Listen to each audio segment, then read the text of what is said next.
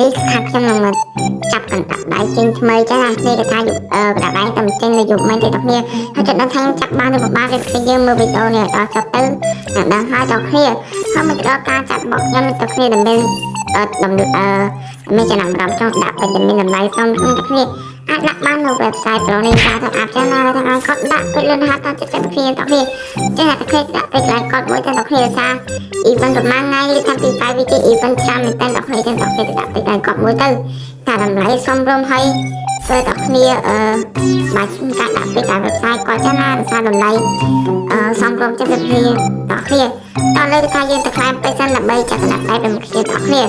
ថាពេញខ្ញុំមាន111ចឹងណាទៅថាចាក់បានបានបងប្អូនមិនសិនទៅហើយខ្ញុំទៅថាខ្ញុំស្រឡាញ់កាត់ដៃអាក្រមគេបងប្អូនថាក្រមគេថាស្អាតចឹងណាហើយក៏ខ្ញុំរើសយកខ្ទះបងប្អូនបងប្អូនថាខ្ទះវាស្អាតចឹងណាតលើថាយើងរើសquảពីទៅថាយើងរើសឲ្យបងប្អូនបងប្អូនតលើថាដាក់9គិតល្មមចឹងថាយើងបានដែរទេបងប្អូនតលើចាត់ដាក់9ពេកមកចឹងថាបានដែរទេបងប្អូនបងប្អូនបានចាបាបងប្អូនបានស្លាប់ទៅវិញបានពីសាច់មកយើងអើយចង់មកដាក់ដៃទៅមកគ្នាហើយតែគេថាយើងយកឲ្យរត់ដាក់មកបានម្នាក់ដាំនេះគេថាចាក់បានអត់តែគ្នាតែគេថាយើងយកដាំទៅដល់គ្នាយើងដាក់គ្នាដាក់ដូរអាដាក់ដូរស្អីតែគេថាយើង29ពេកទៀតទៅមកគ្នាអស់គ្នាថាយើងដាក់29ពេកទៀត29ពេកបានចាំឲ្យ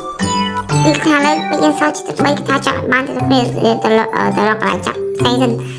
តែគេថាចាក់កន្លែងស្ទាយរំរែងមីស្តេយោតែគេចាំថាបានទៅបានដល់យើងមើលទៀតចាក់ដាក់39ពេកលើទីបានអើយប៊ីណាក់ប៊ីតើគេថាយើងសោះ34ពេកទៀតយើងមកចាក់កន្លែងអាវរ៉ូបតនេះទៅគ្នាថាចាក់ឲ្យចាក់បាញ់ទូដាក់គេមិនសិនចាក់បង្កាត់ដើម្បីយើងសំណាងចាតើលើគេថាយើង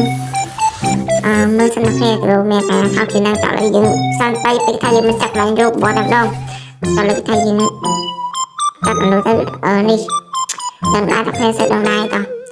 ហើយយើងពុតមើលណាថាមានស្គីនខ្លះទៅមកគេដល់ហើយដាក់ទៅតាមពេចបានដែរទេអាចចោលដែរតែគេអត់បានទេខ្ញុំសនតគ្នា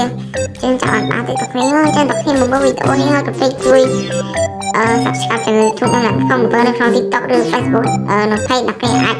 ជួយ follow មកបងប្អូនចាណាតគ្នាចឹងវីដេអូខ្ញុំមានតែប៉ុណ្្នឹងទេខ្ញុំជួបគ្នានៅវីដេអូក្រោយបាយ